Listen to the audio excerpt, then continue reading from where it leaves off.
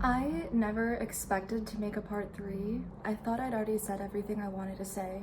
Part 1 was about experiences I couldn't explain. Part 2 was me trying to explain them. But this past year, the question changed. It stopped being like, what happened to me, and became, how should I interpret what's happening? Our brains are pattern-finding machines.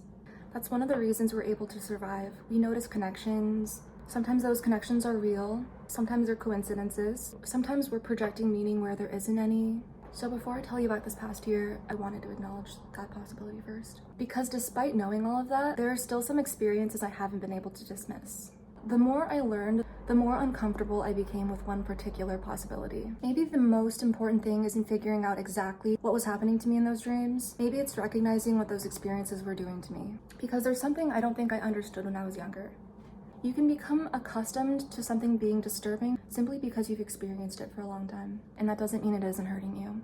Years of recurrent, unusually vivid, emotionally intense, partially lucid dreams can become distressing. For years, I had these dreams that were strange because I was aware enough to know I was dreaming, but I wasn't necessarily in control of what was happening. And there is a difference between being lucid and being in control. I think I used to assume that if I knew I was dreaming, I should be able to simply wake myself up.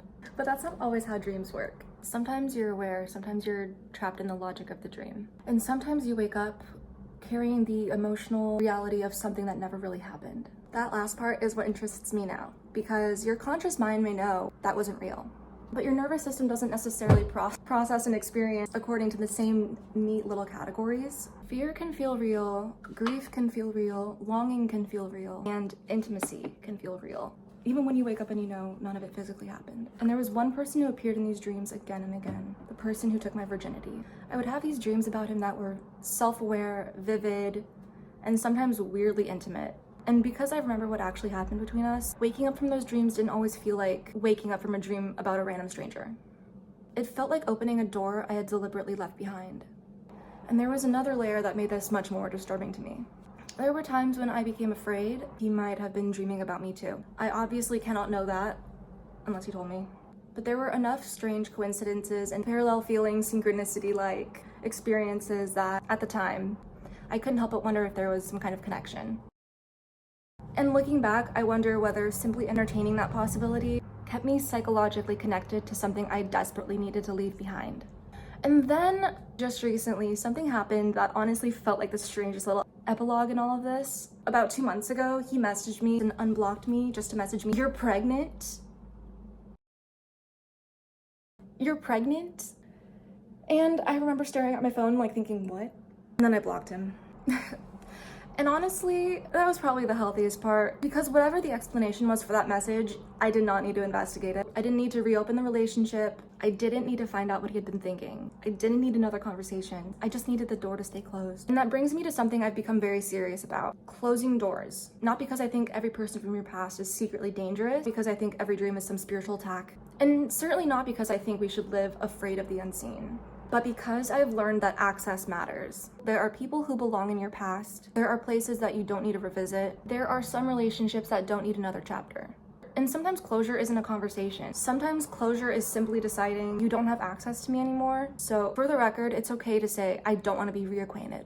As a Christian, I believe there is a spiritual reality that exists beyond what we can see. So when I think about the years having these extraordinarily vivid dreams, I can't completely dismiss some of what I experienced had a spiritual dimension. I have wondered whether leaving emotional doors open through obsession, unresolved attachment, fear, lust, or simply continually revisiting the past can make us more vulnerable when we sleep. I can't prove that, and I don't want to pretend I can, but I do believe there is wisdom in closing doors. Whether you understand that psychologically, spiritually, or both, why voluntarily give something that hurt you continued access to your mind, especially when you're asleep? I am not interested in living afraid of demons. I am interested in living free enough that I don't have to invite anything back in. And then there's the other side of the story. Because while I've spent a lot of time talking about people and experiences I need to leave behind, someone came into my life and showed me what it's like to move forward.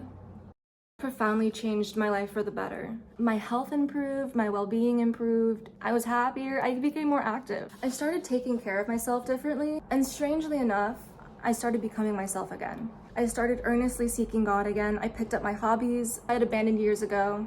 things I had loved before life got complicated. Music, creative projects, things that made me feel like me. And recently, I remember one morning in particular, I woke up and I realized I was lying in a bed I made. Not just physically. I mean, I had built a life that I actually wanted to wake up inside. And for the first time in a very long time, I could sleep peacefully. I don't think I understood how significant that was until afterward. After years of dreams that felt invasive, confusing, intimate, frightening, or simply exhausting, there was something incredibly ordinary about waking up to a life that I had chosen and feeling safe. Maybe that's what closing the door is ultimately for, not to spend the rest of your life staring at doors you've closed, but to finally have the room to rebuild something on the other side of them. Maybe the goal was never to figure out what was visiting me in my dreams. Maybe the goal was to wake up. So where have I landed? Somewhere in the middle. I don't believe every vivid dream is from God. I don't believe every coincidence is a sign. And I don't believe every strange occurrence can be reduced to chemistry. I think reality is more mysterious than materialism allows, and more orderly than superstition assumes. Do I think what I experienced could have been spiritual oppression? Possibly. Do I know that with certainty? No.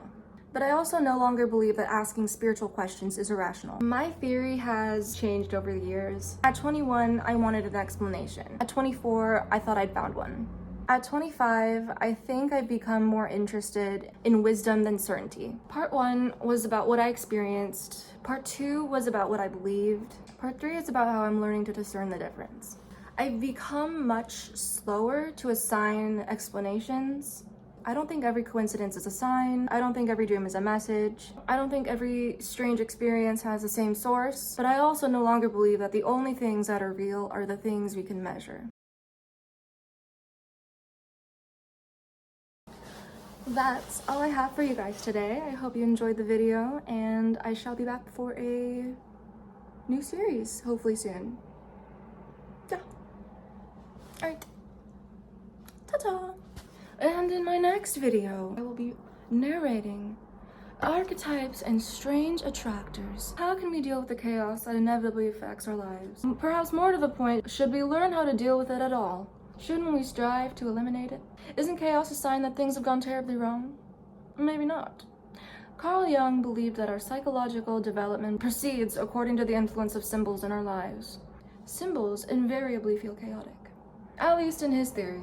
There was little in the hard sciences to back him up. Now, however, with the advent of chaos theory, there is new support for his perspective. This book is an elaboration of Jung's ideas in light of what we have learned from physics and mathematics about complex dynamic systems.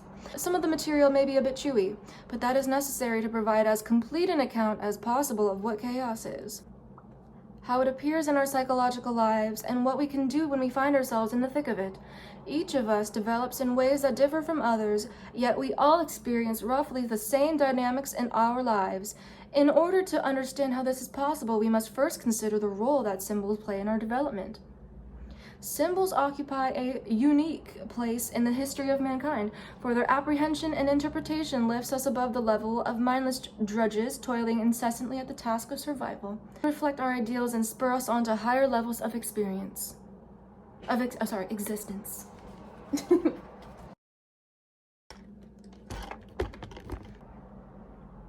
But I also no longer believe that asking spiritual questions is irrational.